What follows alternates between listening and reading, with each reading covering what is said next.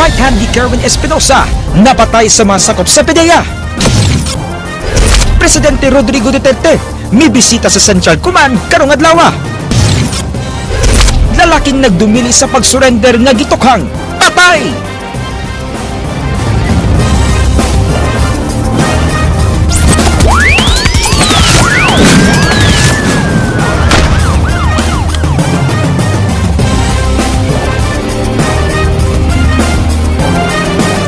Maayong hapon Subo ug Kabisayan. Ang Aksyon Bisaya makita karon live sa Cebu Kapatid Facebook ug Cebu Kapatid YouTube.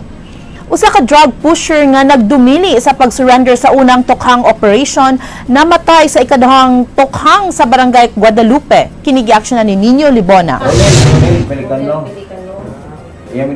Pasado alas 5 kagahapon sa hapon, patay ang usa ka lalaki human kini misukol sa mga sakop sa Guadalupe Police Station sa operasyon tukhang gipahigayon sa Cabalis Compound, Barangay Guadalupe, Dakbayan sa Sugbo. Ang napatay gila nga si Ronel Pelicano alias Dandreb nga nagpuyo sa maong lugar. Gitukhang na kaniadto si Pelicano apan nagmagahi kini sa pagsurrender ug mibahad pa ka dili magpadakop nga buhi. Gumikan sa suwat hangyo ang ipadangat sa usa ka concerned citizen sa ilang buhatan nga nagtumbok sa supitsado nga namaligya og ginadiling drugas. Gibalik sa mga pulis sa ikaduhang higayon si Pelicano aron hangyoon nga mo surrender. Apan inay nga mo surrender, mibunot gini siyang armas apan naunhan sa pagpusil sa mga pulis. Si Pelicano giilang nga taud-taud na nga namaligya og shabu. Gireklamo sa iyang mga silingan gumikan kay lantaran kini nga mamaligya og manuyop sa shabu sa maong lugar. Gani ang duha ka igsuon ini na priso gumikan sa pagpamaligya usab og shabu. Nga nakaresita letter nga para concerned citizen address sa Barangay Kapitan sa Guadalupe o diri sa tuang station nga mo na dugay nagpadula kaning si kuan Ronil kuan Pelicano manong matukhang na mo pero actually natukhan na siya walang mo surrender mga bisa letter among gibalikan dito. Giawag ni Chief Inspector Jose Histo ang mga wala pa mo surrender sa pagbisita sa ilang buhatan ug mipasalig nga confidential ang tanan mga kasayuran nga ilang mahipos. Manawagan lang sa kuan katong nagpadula gyapon tong mogamit nga mo surrender na lang gyud para sa ato maning kayo ang gyapon tanan para ma-peaceful ta dire. Nakuha sa mga pulis sa crime scene ang kalibre 38 revolver, upat ka bala, kwarta nga 200 pesos ug pinakiti sa shabu nga mobalor sa 3,000 ka pesos. Alang sa Aksyon Bisaya, Nino Libuna, News 5. Patay ang usa ka habal-habal driver nga nagduwa og hantak kagabi. Giimbestigar sa kapulisan ang kalambigitan sa biktima sa gidili nga drogas o gipusil sa duha ka wala mailhi nga mga tawo. Kini gi-aksyonan ni Thea Oliverio. Nagkatag ang mga sinsiyo og kabhang sa kalibre 45 nga armas sa kalsada duol sa patayng lawas sa usa ka habal-habal dinhi sa sitio Kamanggahan, Barangay Guadalupe alas 10:45 kagabi. Ang biktima nga nakaangkon og daghang samad pinusilan sa iyang lawas giila nga si Oliver Gabutan, 42 anyos nga nagpuyo sa maong dapit. Ang investigador sa homicide section nga si SPO2 Ruth Bilango nagkanayon nga ang biktima igo lang nagduwa og hantak daplin sa kalsada uban sa laini ang kauban. Duha ka wa mailhing tawo ang nagsakay og motor ang miduol ug ang usa niini mipusil kang Gabutan. Initial investigation nato ani kaniya tong biktima ga duwa ni siya hantak din na then ay duha ka tawo nga nagsakay og motorsiklo mo na gipabutan gipusil ato ang biktima sa makadaghan. Nagtuo si Violanggo nga adunay kalagot ang mipatay kang Gabutan gumitan sa kadaghan niini og pinusilan ug wala apila sa pagpamusil ang kauban niyang naghantak. Unom kakabhang sa kalibre 45 ang recover sa kapulisan ug usa niini ang wala makabuto nga bala. Wala usab isalikway sa kapulisan nga adunay kalabutan sa ginadiling drogas ang hinungdan sa pagpusil patay ni Gabutan. Kana wala nato giset aside kana nga motive. Ato gyapon ang gitanaw. Alang sa Aksyon Bisaya, Thea Verona Oliverio, News 5. Usa ka pusher nasakpan sa nagpatrolya nga mga pulis sa Barangay Suba, Dakbayan sa Sugbo. Kini gi-aksyonan ni Athena Minyosa. Wala makaikyas kining gituhang tigpamaligya og shabu sa Magsaysay Street, Barangay Suba kagabi sa dihang gidakop siya sa kapulisan sa Police Station 6. Siya nakitaan sa mga sakop sa Station 6 nga nagpatrolya sa maong lugar ug gisita tungod sa kadudahan nga lihok ug dala niini. Sa pagsusi sa kapulisan sa iyang gidala nga sudlanan, ilang nakita nga adunay daghang pinakite nga shabu sulod niini. We were conducting So, at the time, mabul ka naging robing sa muna, pero so, mag-abot mo rin sa may mag-say-say street barangay Suba. After mo rin siya, kuhan-kuhan, hinol-hinol lang ng kuhan, kani nga naisod. Kasi kapantay mo, gadoko mo sa galingkod, gadoko siya. So, mga na, after na, kuhan mo siya yung mga item yung gikuptan. Ang kapulisan moila sa ilang nakpan nga si Jerry Alquizar, lumad nga taga Hilltop Konsolasyon og temporaryong nanimuyo sa barangay Suba, Dakbayan sa Sugbo. Nakuha ang 45 kagagmayng pakete sa shabu ug usa ka medium size nga pakete, gibana-banang mobalor tanan og 50,000 pesos. Wala na lakip sa watchlist si Alquizar, gumikan kay bago man lang sila mipuyo sa maong lugar. Wala kay native of Konsolasyon siya. O mula nangabang ko sa diha, pero tingali, kasi kuha niya. Alang sa Aksyon Bisaya, Athena Menyoza, News 5. Mayor sa Dakbayan sa Talisay nasagmuyo sa kahinay sa ilang anti-drug campaign. Bagong hepe sa kapulisan mipasalig nga ilang paspasan ang ilang kampanya. Kinigiaksyon na ni Leslie Caminade Vistil. Very disappointed. A big disappointment. Nipadayag siyang kasagmuyo si Talisay City Mayor Eduardo Gulyas sa nitubong anti-drug rally campaign nga gi-organize sa kapulisan. Matud pa ni Gulyas, wa siya magdahom nga gamay ra kaayo nga estudyante ug mga batan-on ang manambong sa kalihukan. Matud ni Mayor Gulyas, gipang imbitar unta sa kapulisan ang tanan nga mga nag-eskwela sa mga tunghaan sa Dakbayan sa Talisay. Atol siyang speech sa among kalihukan, iyang gihangyo ang tanan sa pagigalayon sa LGUs ug kapulisan sa pagigbatok sa illegal nga drogas. Why only Talisay City College? Why not invite the 18 National High School? Bisag ang graduating class lang sa 18 ka National High School. Then you have the cream of the students, after all, anti-drug and para man gyud sa atong kabatan-unan gyud. Ang hepe sa kapulisan sa Dakbayan sa Talisay, Superintendent Eileen Recla miingon nga magpadayon pa ang ilang anti-drug campaign.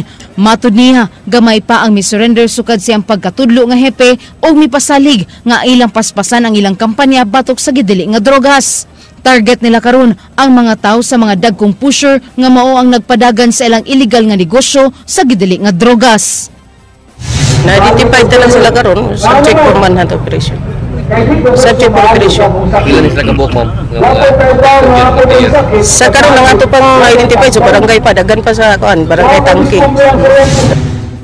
Alang sa Aksyon Bisaya, Leslie Caminade Vistil, News 5. Usa ka pundok gitukod sa alang sa pagbantay sa mga baybayon sa Central Visayas batok sa pagsulod og gawas sa gidili nga drogas. Kinigiaksyon na ni Leslie Caminade Vistil. Kung may dadawit man ng mga politicians, kasama sa investigation. Bisan og way taho nga nadawat si Regional Director Chief Superintendent Noli Talinio kalabot sa pag-surrender ni Kerwin Espinosa, padayon gihapon ang ilang pag-alerto ug monitoring sa posibleng presensya ni ini sa Sugbo. Matud pa ni Talinio, adunay mga politikong nalambigit ni Espinosa, gani aduna na sila nadawat nga listahan ni ini. Dugang pa ni Talinio, wa pa niya masayri og pila sa Central Visayas ang nalambigit ni ini. Apan subling mipahinumdum si Talinio nga wa sila'y ilhon bisan og mayor pa kini. May piniprepare yung ating intelligence. Hindi ko alam kung may mga listahan ng may-prepare dito, pero sabi ko kahit sino ang involved dito pa-investigan natin. Mga ilan kaya? Yan ang hindi ko pa alam. Migawas sa report nga usa sa hulgananan og drogas ni Espinosa mao ang isla sa Camotes. Giangkon sab ni Talinio nga dako kayong problema nila ang gidaghanon sa mga entry points sa Sugbo. Kini ang hinungdan nga ilang gimugna ang Regional Law Enforcement Coordinating Committee kinsa mo'y nagbantay sa mga coastline sa Central Visayas. Gihangyo sab sa kapulisan ang Coast Guard, Bureau of Customs ug Marina nga makig-alayon kanila aron sa pagmonitor sa mga entry points nga posibleng agian sa drogas. Marami ring islands. So, any of these islands ay pwedeng gawing drop-off point itong illegal na droga. No? Yun ang isang problema natin kasi yung coastline natin na malaki, mahaba. We have several islands, Cebu, Bohol, Siquijor. Marami ring mga maliliit na isla na pwede nilang gawing drop-off point. Alang sa Aksyon Bisaya, Leslie Caminade Vestil, News 5. Ang pagmenos sa mga grado sa mga estudyante mo ang hinungdan kung ngano nga giundang sa mayor ang sinulog sa kabataan. Kinigiaksyonan ni Ryan Sorote. Ang pagkunhod sa National Achievement Test Rating sa mga tinunan sa mapampubliko nga tungaan sa Sugbo ang uso sa mga rason ni Cebu City Mayor Tomas Osmeña pagpahunong sa sinulog sa kabataan sa Dakbayan. Mato ni Consel Joy Young, mas importante ang edukasyon sa mga tinunan kaysa tinuig nga pasundayag. Dugay na nga supak sa sinulog sa kabataan ug sa mga extracurricular activities si Consel Young tungod sa epektong ini sa edukasyon sa mga tinunan ug sa trabaho sa mga magtutudlo.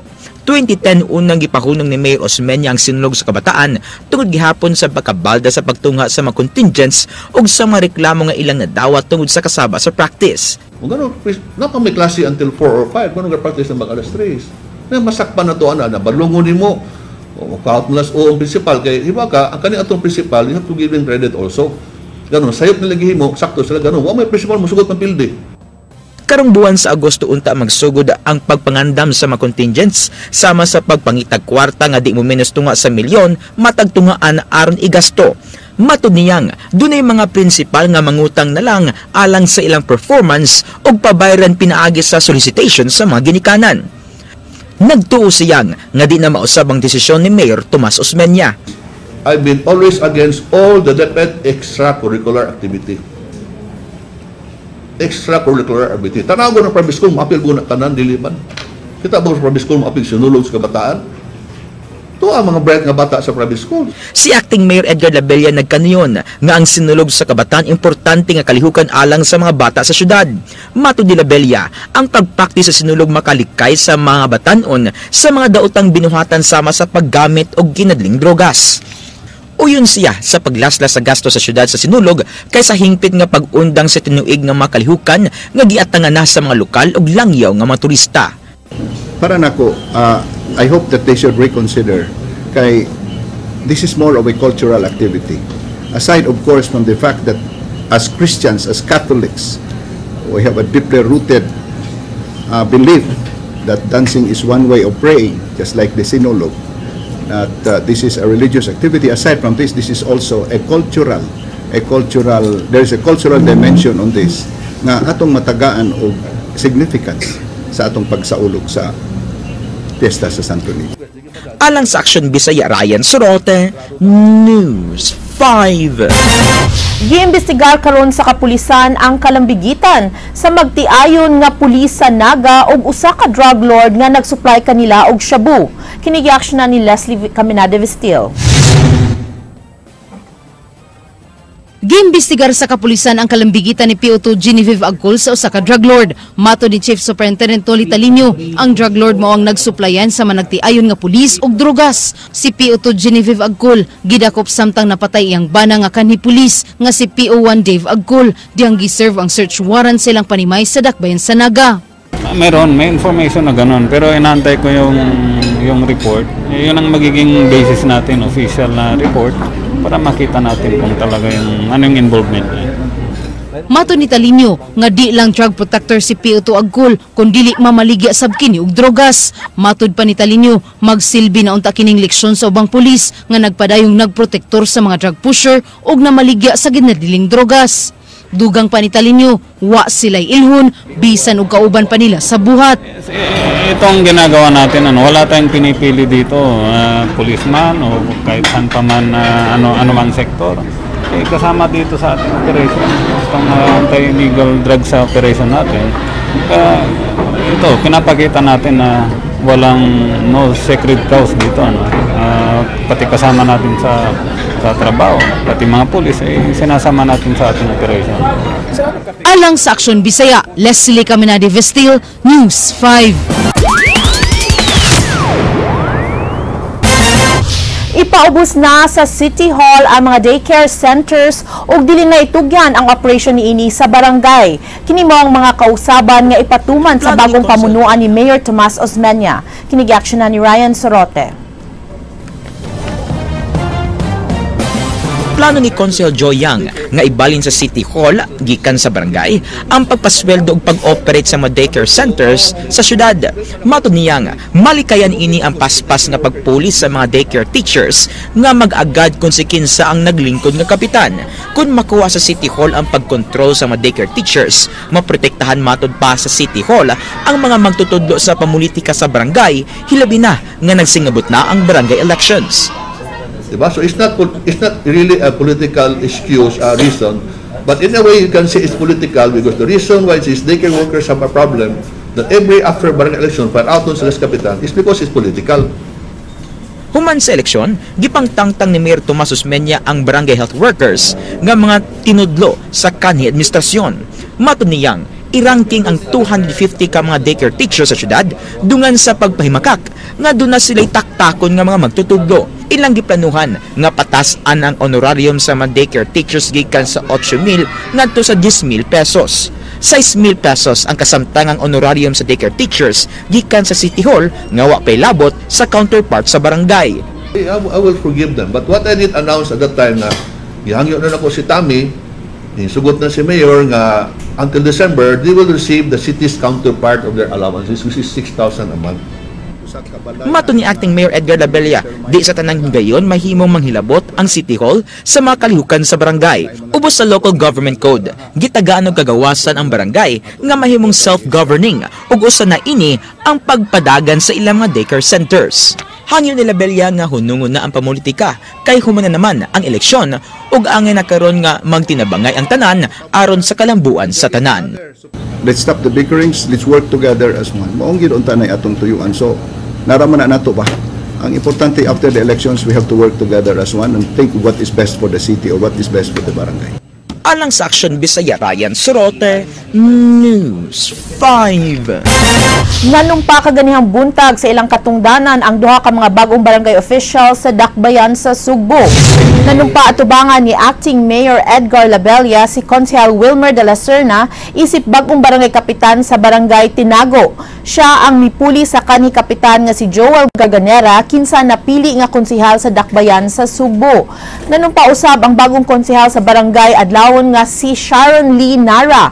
Siya ang mipuli pagkakonsehal sa iyang ugangan nga si Nieves Nara. Si Nieves Nara gitudlo nga barangay kapitan human namatay ang bana ni Sharon nga si kanhi kapitan barangay captain Elvis Nara.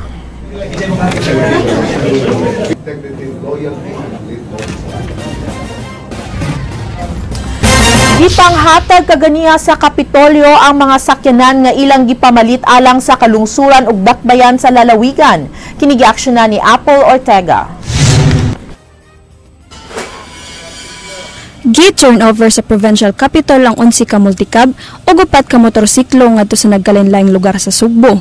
4 ka mga multicab na adto sa Barangay Kasay, Talaga, Balisong ug Bulasa sa lungsod sa Argao.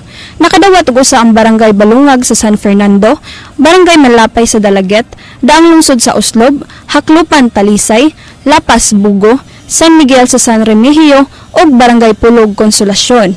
Ang nakadawat sa 4 ka motorsiklo mao ang mga Barangay Gezo ug Bakilid sa Dakbayan sa Mandawi. Matod sa General Services Officer sa lalawigan, mukabat og tag 204,500 pesos ang multicab samtang 73,800 pesos ang matag motorsiklo. Ang mga sakyanan gipangayo sa mga barangay sa Kapitolyo pinaagi sa usa ka resolusyon. Sama sa gihapon sa una kadtong mga nagpadaan ni Gob og kanang barangay resolution. Nya ila tong gihatagan og pagtagad nga kinsa toy gihimuan og kuan purchase request mo toy na palitan. Kay di man ta kapalit kung walay board resolution. Ubos sa pangalan sa lalawigan sa Sugbo ang mga sakyanan apan ang gasto, maintenance ug operation iya na sa mga barangay. Nagplano ang gobernador nga mangayo og pagtugot gikan sa provincial board aron i-donate ang mga sakyanan sa barangay. Alang sa Aksyon Bisaya, Apple J. Ortega, News 5. President Rodrigo Duterte gipaabot nga mobisita sa Central Command karong hapon apan ang biyahe na dilatar tungod sa daotang panahon. Live sa Central Command si Jinky Rosit. Jinky? Yes, Georgia. Gilawaman nga moabot unta dinya sa Central Command si Presidente Rodrigo Duterte alas 4:15 karong hapon na panhangtod nini mga tungura wa pagyapon kini siya makabot dinhi sa Camp Lapu-Lapu kini tungod kay dunay dautan nga panahon nga nasinati karon ang Kabisayan. Pero sa pinakawahin nato nga na siren ang presidente bago na nakaabot dito sa Capiz, din siya makihimamat din na sa speaking engagement kay higayon dito. Dunay closed door meeting matod pa nga gipahigayon karon ang presidente sa naasing dapita pan paghuman dito mo diretso na kini siya dinhi sa Camp Lapu-Lapu sa Central Command aron usab nga makihimamat siya sa mga militar. Din kabahin kini ang iyang pagbisita dinhi sa CENTCOM attorney, kabahin kini siya sa iyang mga pagbisita sa mga military camps tungod kaya doon na sabtiyay mga plano nga buot sab niya nga iyag nga sa mga kasundaluhan labi na sa mga tagas nga opisyal sa militar. Isip kabahin sa hugot pagpatuman sa hugot nga seguridad ang mga sundalo nga but musod sa venue dinitay gayon ang hamubo nga pagkikimamat niya sa mga military gikapkapan ang tagsa-tagsa ka mga sundalo nga but musod dito gani na nakita na nako din niya ang presensya sa ni Commissioner Mon Fernandez kaya pa lang ang usa sa mga opisyal nga ito nakita din wala pa tayo nakita so far nga mga uban pa nga mga local officials nga mutambong sa binhi sa maong kalihukan. Apan sa press briefing kaganiha lang gipaybaw sa amo nga magdepende lang kung dunay i-grant nga press conference ang presidente sa mga sakop sa media. Nagtapok na kami din karon sa holding area aron sa pagpaabot sa Pangulo. Pero wa pay kasiguruhan kung makahatag siya og mga press conference. Pero gilauman sab nga moabot din si Michael Dino aron usab sa ipaygayon nga hamubo sab nga press con. Georgia. So wala pa estimated time of arrival, Jinky? Paghuman sa Capiz, mo diretso na kini sa dinhi sa CENTCOM. So posible mga past 5 in the afternoon base nagmabot na dinhi ang presidente o baka alas 6 kay supposed to be alas 4:15 ang iyang pag-abot dinhi sa kampo. Apan hangtod apan ining mga orasa closed door meeting pa siya dito sa Capiz, George. Okay, I wish na magrantan mo og interview na media so you can ask the right questions. Kay actually, Attorney Georgia, mausap na ang gi-expect sa kadaghanan sa mga sakop sa media, labi na sa Cebu-based media, tungod kay buot nilang masayran kung doon na ba yung mga mayor, no? Dini sa Subo, nga unya siya mga hinganlan nga nalakip sa 27 ka mga local chief executives nga giingong nalambigit sa illegal nga droga o uban pa nga mga topics, George. That he already said that he will name it. So keep us posted. Thank you, Jinky. Daghang salamat, Georgia. Gikan din niya sa kampo sa Central Command, Jinky Rosus, News 5.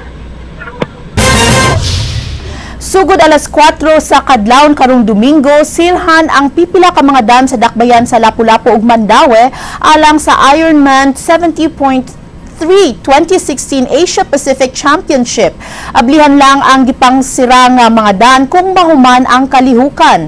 Apektado sa Ironman ang tibok stretch sa South Coastal Road, SRP Tunnel ug ang Serhing Osmeña Boulevard sa North Reclamation Area hangtod na sa Mandaue City. Alternative routes sa mga paingon sa Southern Cebu and Bakal ug MJ Cuenco Avenue. Bugtong access pasulod sa pier ang Gate 1 sa Cebu Port sa Legazpi Extension. Siradan usab ang corner Plaridel Street ug ang UN Avenue paingon sa Cebu City ug Mandaue City. Apektado ini ang barangay Look, Umapad, Upaw ug Cambaros sa Mandaue. Bugtong access sa mga taga-Lapu-Lapu sa Mandaue ang Old Mactan Bridge. Alternative routes sa Mandaue ug Northern Cebu ang Lopez Haina ug MC Briones. Usa ka odd-even traffic rerouting scheme ang ipatuman sugod sa Mandaue paingon sa lungsod sa Liloan ug Konsolasyon. Tambag sa mga organizers nga likayan ang paglakaw sa ilang mga panimalay tungod sa kadaghan sa mga gisira nga mga kadalanan.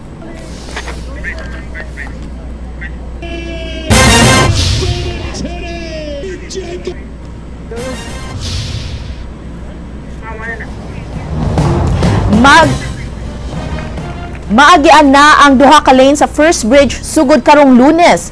Matod sa DPWH, natapos na nila ang pag-ayo sa Taytayan. Matod sa project engineer Danilo Pasikaran, ang pag-ayo sa taytayon na sayo paghuman. Gikatakda nga matapos unta ang pag-ayo niini karong Agosto 29.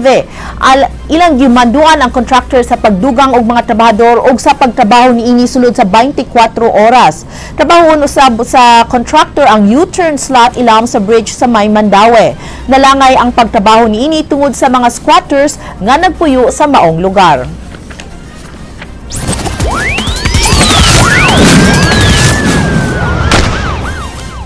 Patay ang giilang nga right hand ni Kerwin Espinosa sa usa ka bypass operation sa mga sakop sa PIDEA sa Barangay Hipodromo kagahapon. Kini giaksyonan ni Linyo Libona.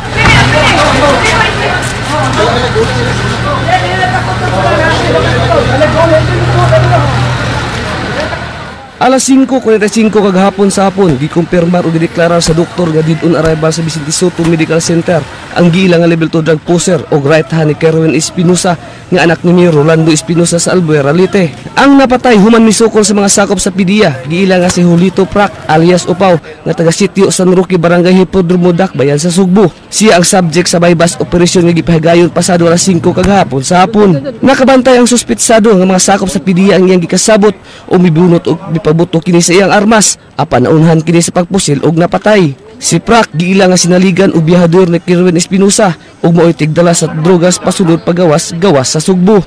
Matod sa mga sakop sa PIDEA, nagdali-dali pa og pangdispose si Prac sa mga hibilin nilang mga shabu. Siya anaa sa ikaupat nga priority list sa mga drug personalities sa PIDEA sa Central Visayas. Dulan na pulo na katuig na kini nga pipahigayon sa iyang illegal nga kaliyukan ug nadakpan na kaniadto tungod sa pagpamaligya og ginadiling drugas. Nakuha gikan sa balay ni Prac ang 38 revolver, 100,000 pesos nga bypass money, timbangan sa shabu ug mga pinakiti sa shabu nga mokabat sa 50 gramos nga mokatidad kapin sa 300,000 ka pesos. Si Yugi Ruiz, Regional Director sa PIDEA 7, na mahayag nga kung wala pa unta kini musukol, dili unta kini mamatay ug posibleng makatug-an kung hain magtago-tago si Kerwin Espinosa. Right hand ni Kerwin Espinosa nagdali-dali sila og dispose sa ilang habilin nga mga items. Inisukol man wa tay mahimo, murag naagid siguro ni sila kanang panata nga di gid sila magpadakop nga musukol gid sila. Ang anak ni Julito Prac nga si Brian Ken Prac miangkon ug mikumpirmar nga namaligya iyang amahan og ginadiling drugas. Giya jud siya, ma'am. Dugay na. Wala sa ubaw kung ano sa nakakuan, dugay ba siya namaligya na.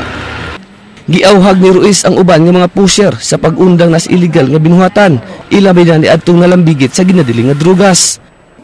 Undang na sila kay di pud lalim ang kanang musukol sila din maka mahitabo ang di dapat mahitabo ba.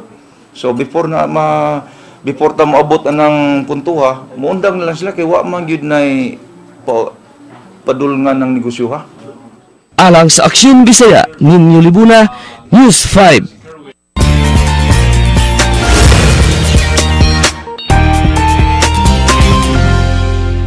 Pasyente nga nadaot ang ilong tungod sa pagpa-inject og collagen, hingpit na nga naayo human sa reconstructive surgery. Mapasalamaton sa Dr. Manny Anpay Calayan Clinic ang 39 anyos nga biktima human naulian sa sayop nga pamaagi sa pagpataas sa iyang ilong. Matud pa niini, nanindot ang iyang pamati nga nakuha na ang mihubag siyang ilong nga daw sa mao gidakon sa 5 pesos nga kandila.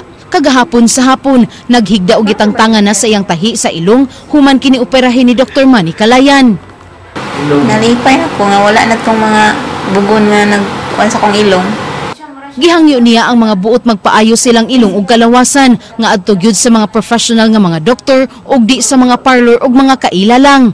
Bisan tuod og mahal kini, mas luwas kun mga tinuod nga doktor ang muhimo niini. Nihubag ang iyang ilong, 3 ka tuig human nagpa-injection og collagen aron motaas ang iyang ilong. Ako pa ninyo, dahil na lang mo pag-inject ng mga daptin-daplin kay luoy kay mo ikakuan kay mag-cancerous ra ba ang collagen madugay sa inyong lawas. May 5 diretso mo kandok mani kay tarungon pa yung ilong. Implant pa dili wala nang inject makadaot makakusog cancer. Si Dr. Manny Calayan subling mihangyo sa publiko nga kun buot magpausab sa naong og lawas, kinahanglan nga mudagop sa cosmetic surgeon nga masuhito kalabot niini.